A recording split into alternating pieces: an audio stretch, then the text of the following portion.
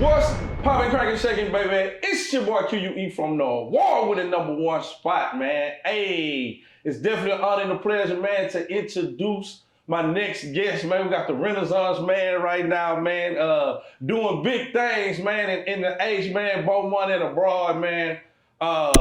Sure, we'd had him on the show before, man, so we had to get him back again, man, give us an update on what he got going on. Like I say, the Renaissance man, the influencer, man, hip-hop artist, businessman, entrepreneur, man, all the above, man. We got the one and only Kornbread Capone in the building, man. What's happening? What's happening with you, man? Glad to be back, baby. Already, man. Anything else would have been uncivilized, you feel me? Yeah, man. I waited for this one. Already, man. How you feeling right now, man, since the last time we talked to you, man? I know you got a lot going right now. I'm happy, man. Like, I have nothing but good things to say. Yeah. You know what I'm saying? It's been a lot of good. Already, man. Unpopular Honesty podcast doing numbers right now. You know what I'm talking about, man.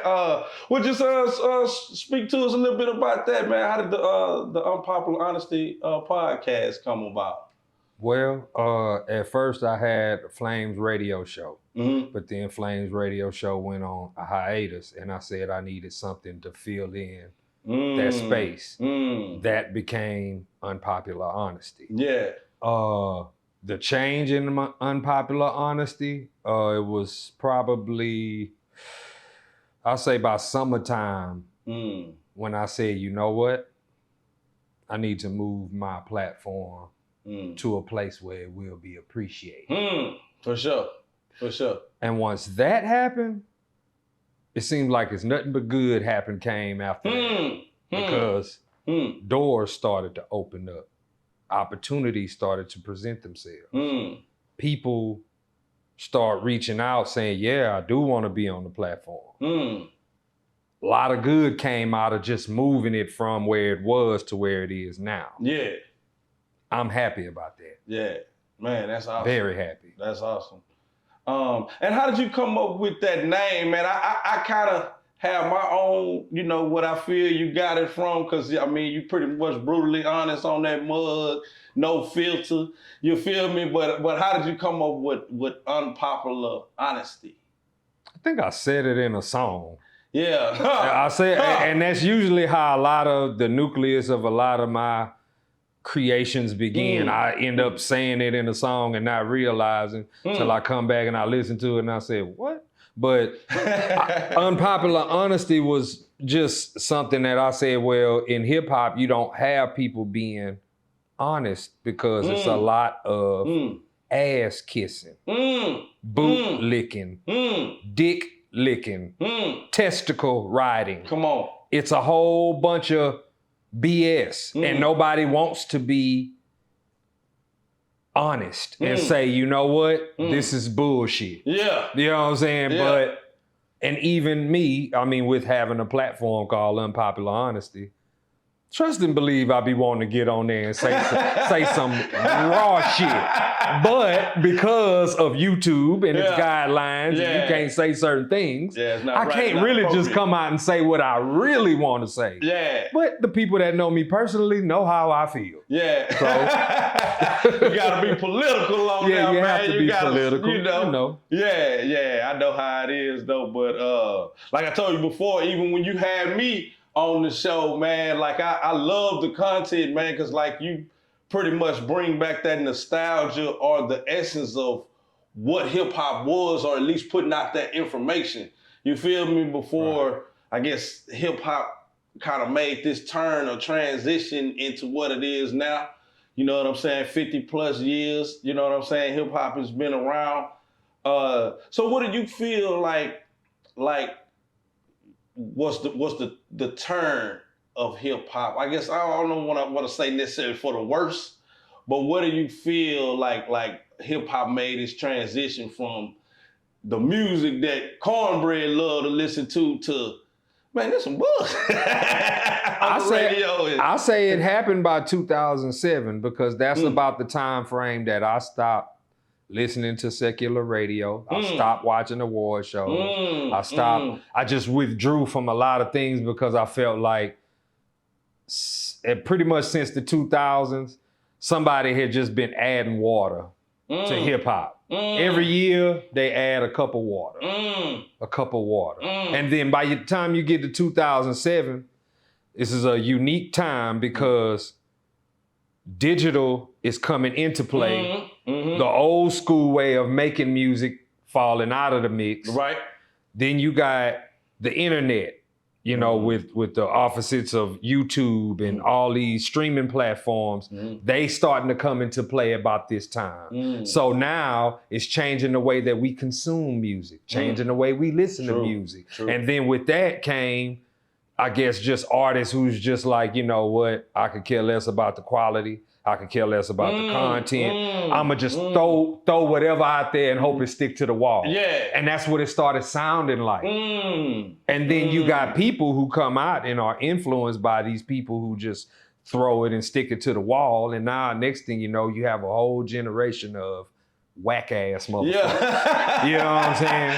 So pretty much, and basically that's where we are now because, you know, I learned this year. I didn't learn it this year because I knew it before this year came. Straight up. You can't talk to everybody about music because everybody does not know what real music is. Music is like almost like religion these days, or politics, talking about politics. It's like, what you mean? What you mean he ain't jamming, man? He did this and this and this. You know what I'm saying? People start coming unglued by, you know, certain people.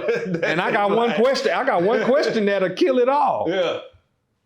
How many classics does this person have? How many classics did this person create? Yeah. And if you can't answer that question, then you probably shouldn't be taking up for that artist musically. Come on now. That's just how I feel. You know what I'm saying? But we living in a time where artists, they don't make records with the intentions of making classics. They making, I call it the microwave era.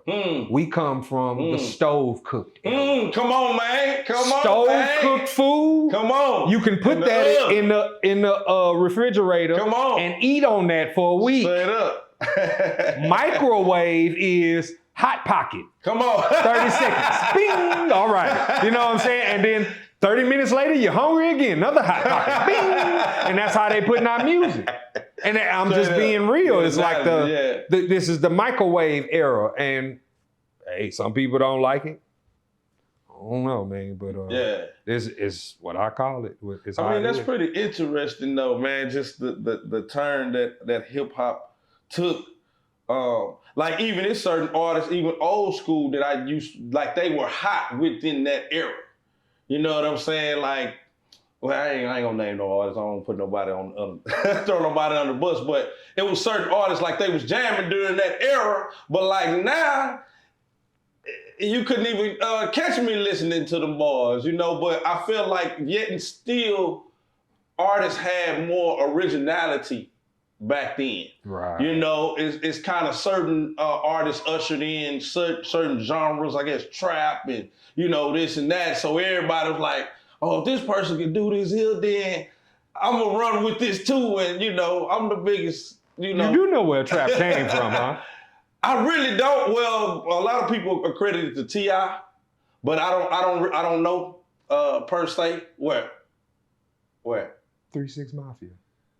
3-6 Mafia. And I've been listening to 3-6 Mafia started in the mid 90s. This is the truth. Like 95, 94. Yeah. They started crunk. Right on. Crunk was stolen by Atlanta. Right on.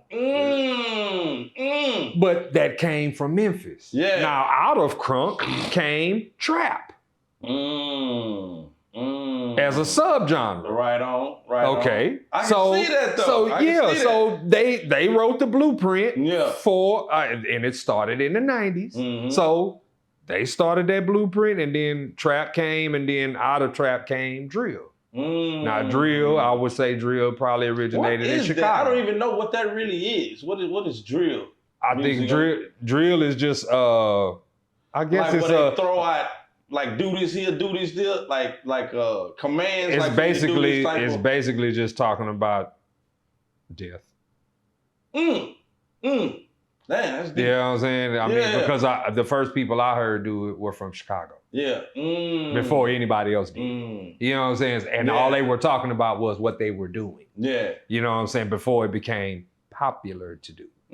But it all derives from 3-6. Yeah. And in Memphis and the 90s. I can see that though, because I was on them boys back in the day. Even with the rap style. Yeah. Lord Infamous was doing the double time flow back in the mid 90s. It's just wasn't nobody else rapping like that. Yeah. And we were listening to it saying, damn, that's different, but nobody else was doing it. Yeah. Nobody tried to imitate Lord Infamous. Yeah. Then years later, they call it mumble rap or the mumble rap flow or but that's Lord Infamous style. That's where that came from. Yeah. So all these people talking like, about we started what's this. His name kind of picked up on that one. What's his name? Silk. What you Silk from? Well, you said mumble. Yeah, you said mumble. So I kind of feel like because his style was not like I couldn't define it. He didn't really have that. a cadence per se, but he just used to double up and triple. It was like more. He tried to get more words in one. It was more conversation. It would sound like a conversation what he was doing, and then sometimes he would speed up and get hyper, and then have a low tone and. Yeah. Because we listened to a lot of those records and we was like, man, you know what I'm saying? Like some of those verses was no. Yeah. You know what I'm saying? Artists, I couldn't. I tried. You try to listen to it, but. But along them lines though, man, I'm gonna steal a play from your playbook, man. On your show, you asked me what was my top 5. So what is Kornbread's top 5? Hip-hop artists. And I had to rechange my top 5. Did you really? Yeah, I had to take 5 out and put somebody else in because of certain statements that were made that rubbed me the wrong way. So my top 5 would be Rakim Allah, Scarface, Tupac Shakur, Nas, and I'm gonna put for 5, I'm gonna put Jigga in there. You know what I'm saying? And my 5 was Andre 3000. Gotcha. But now, and this came with the flute. It's not that. It's how he chose to promote it. Yeah, gotcha. Before the album came out, it was a meme that was going around that said, "I feel too old to rap. I'm 48 years old." Yeah. Okay, well, if that's the case, since Outkast have not been making albums or music anymore, you have been killing every feature you have been a part of for a decade plus. Yeah. And I got them all and I heard them all. Yeah. So it's funny to me. And then at the same time we are having this conversation, you have people who are in their 40s and 50s who are still putting out great music. Nas just put out a classic album, King's Disease 3, and he is 49, about to be 50. Killing it. You know what I'm saying? So all this ageism, that rubs me the wrong way because why does rap music have to have an age? I don't hear this talk about rock and roll. Come on, man. They don't put an expiration date on no other genre. They don't do that with no other genre. No other genre of music. And you mean to tell me because you have more young artists than old? Well, I'm sorry to tell you, but the best rappers are in their late 30s, 40s, and 50s. I agree. And everybody whack is under the age of 30. Come on. So let's just go on and really be truthful about it. Yeah. Because nobody under 30 has a classic anything. Yeah. That single album, mixtape, anything. Yeah. And yet you have people in their late 30s, 40s. And J. Cole killed every feature he's been on this year. Come on, man. He just murdered Nicki Minaj. Yeah, come on. Oh, did he really? I ain't heard that one. Man, please. I heard the one with him and Drake, though. He murdered him, too. Yeah, he killed that mug. Yeah. He murdered him, too. Yeah. It ain't hard to do because he whack, but too, whatever. But, you know, every feature he been getting on, he been killing them. Yeah. Nah, that's true, though. That's true. Like, and he's like the saving. He's him, Kendrick, Crit. I give props to Wale and I give props to Big Sean. They like the saving graces of rap Yeah. Currently. Yeah. As far as the mainstream is concerned. And then there's underground. Right on. Which has a who's who of people. A plethora. You know what I'm saying? And really, artists, though. underground is more entertaining than mainstream. Absolutely. Actually. Kind of like college compared to the pros. It's like, yeah. Nah, that's so true though, man. Why do you feel? Cause like it's certain artists. I guess I don't know. I guess maybe their music doesn't necessarily resonate with me at this moment. Like it's a lot of old school artists that still are dropping music, but it's like I be listening to it and I be like, like I just heard Q.U.E Rap dropped a new album, which was hard though. I thought, you know what I'm saying? Contrary, but like just some artists that I hear, you know, and I be like, but like I guess in your opinion, I guess what do you feel? I guess is it something within that artist they should know when it's time for them to just let it go? Cause like I don't necessarily want to say age, but could it be because it was kind of like Quentin Tarantino, like he said he wanted to stop making movies kind of while he was at the top of his career. He felt like if he started making anything after that it wouldn't be, you know, as good as he feel like some of his previous films. I feel like every man should know their limitations or know when it's time to take the ball and go home. But if you still got it though, if you hard, if you still got it, you still got it. Feel like, but now, and who's to say, you know, because people, I've you know, Prince did it to his grave. Michael Jackson did it to his grave. James Brown did it to his grave. Whitney did it to her grave. So it's really no stopping, really. You know what I'm saying? I feel now, I mean to cut you off, but just based off what you said, though, it just seems. I mean, if you're a good artist and you got a track record for doing good music, you kind of have the formula of what it is to make good music. So you kind of, you know what I mean? Yeah. I guess that's kind of what. You know, why certain artists can continually to make music, you know what I'm saying, at whatever age and still be jamming. You know what I mean? Yeah. Recently, is an artist who put out an album and I was disappointed. I'm not gonna say the album or the artist, but it just sounded like, let me make something for right now that people can latch on to right now, and in particular, this younger generation.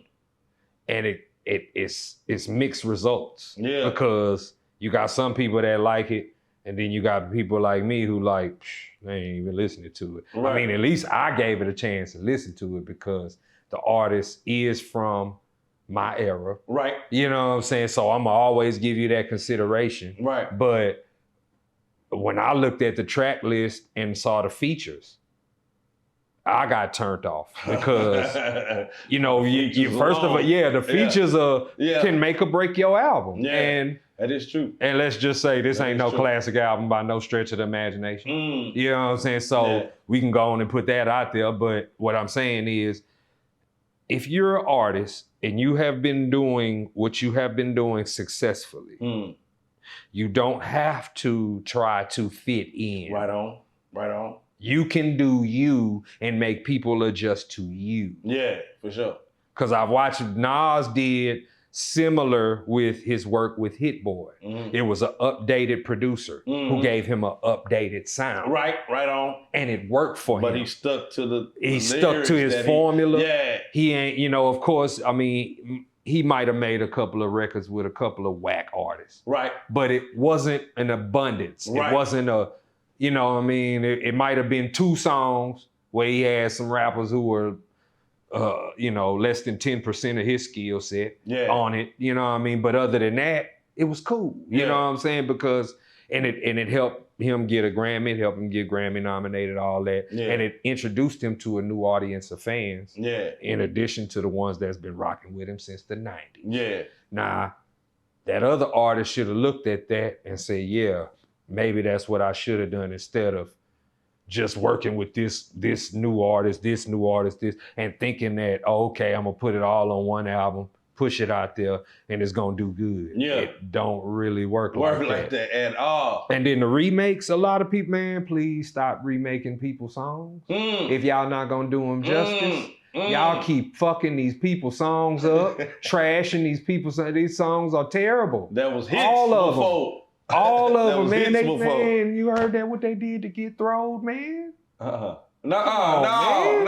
Come on, man. Come on, Come on, man. Come on, man. Get throwed. Come on, man. UGK, rest in peace to the pimp. Yeah. Come on, man. Man, they not get throwed, man. I wasn't feeling that. And I'm pretty sure there's some people in H-Town that's like, it might have been too soon. No, it ain't about too soon. It's just about, I guess it's about who he put on it and the execution part of it. Because the start of the song itself, he did good. Yeah. I don't have no problem with what he did, but maybe the hook could have been better. Definitely could have got a better feature artist on it too, because he sounded like he was out of place. Oh, I'm gonna have to so take that mug I'm out like, yo, that's not cool. That ain't kosher. But it's a bunch of remakes. You know what I'm saying? I ain't heard one remake that made me say, yeah, they did that. That's what's up. I ain't heard not one. Yeah, nah, I haven't. Not one. They keep fucking people's songs up. Y'all need to stop sampling. Yeah. Straight up. Straight up. Nah, straight up. Now, especially if you're going to do it no justice. Yeah. But I was just going to say, well, would you agree that it seems like most artists that kind of speak like real life situations kind of have more of the longevity.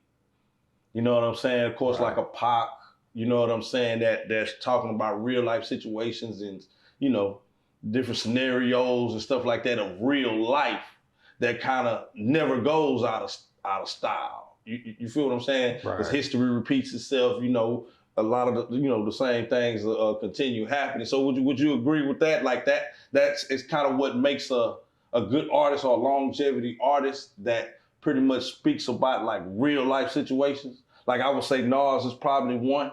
It may not be something that he necessarily went through, but he'll talk about, you know, things that's going on the streets of New York and, you know what I mean? Like just along them lines with it. I agree with that. I mean, I look up to both Nas and Pac. Yeah. So I think that's been the key to mine because you know, next year I'll be celebrating 30 years. Man, come on, man. Congratulations, man. Yeah, for real. And so with those 30 years, I'm sitting back and I'm saying, for one, I didn't think that it would be this far or it would get to this point. So I'm happy and I'm blessed about that. Already. But now on the flip side, I'm saying, well, they're gonna be asking me what's the key to longevity in a minute. And I'm sitting here saying, well, I never tied myself into a fad. Because fads go out of style. Right on. I never really talked about a life that I've never lived. Right. And I make it clear if I'm telling a story that's not mine or something that I've seen. You see what I'm saying? Right. You're not crossing no lines. You're not making it seem like as if you're all this here. Never, you know, I never tried to bring the street element into my music because I didn't want to divide my fan base. I want red and blue buying my shit. Straight up. You know what I'm saying? Yeah, straight up. That and then talking about that real stuff, because life continues, but it's all a lot of the same themes, topics, and discussions. So I kind of see that too. Like the best example of that to me was Pac. Yeah. Because he had essentially the world in his palm. I mean, if you were happy, you put on "I Get Around." Right. If you're thinking about your mother, you're gonna play "Dear Mama." Right. If you and your partners together and y'all crunk, ain't nothing but a gangster party. Straight up. But if you're upset and you're about to ride, you gonna play Machiavelli. Yeah. You know what I'm saying? So look at how I broke all that down. You saying, man, how does this one artist have And then there's so many other records because you can be with a girl and you can play Can You Get Away? Yeah, straight up. Or you can be with a girl and you can play How Do You Want It? Yeah. You know what I'm saying? So he got so many that go so many different ways. And that's how I learned. And I learned from that. And I said, well, yeah, you gotta have that versatility. You know what I'm saying? You gotta be able to, I guess, meet everybody. Yeah. You know what I'm saying? Essentially where they are. Right on. And musically, yeah, I've done that. And I seen you posted, man, the difference. Running them numbers up, you know, the year in with Spotify and stuff. Well, it has been an incredible year. I mean, this year, I mean, as far as professional is concerned, you could get better, but this was an exceptional year. I mean, I dropped 2 albums in 1 year. I had a movie come out in February. Yeah. Like 3 weeks. Bread-demic? Is that the Bread-demic? Bread-demic came out in February. Got you. Cutthroat, Texas, the movie came out the end of February. Gotcha. And then I seen The Power of Cinema. Yeah. Oh, man. Oh, man. Yeah. Hey, let me tell you something. I'm going to talk to everybody out there that's listening, that's watching. Hey, if you haven't done a movie, do one. It'll change your life. Man, I'm telling you. It'll change your life. I'm telling you, that's why I do what I do, man. It ain't nothing like it. Yeah, I said, man, wow. I said, I should have been done a movie after the reaction I got. But I'm happy about that, and I'm happy to continue that lane of acting. And I have some scripts that I'm developing into movies. So I'll be entering it from the screenwriter, music supervisor aspect. And if I have to act, I will. You know what I'm saying? In the necessity to get it done. Or if anybody wants me in their movies, holler at me. I'm free. You know what I'm saying? So, I mean,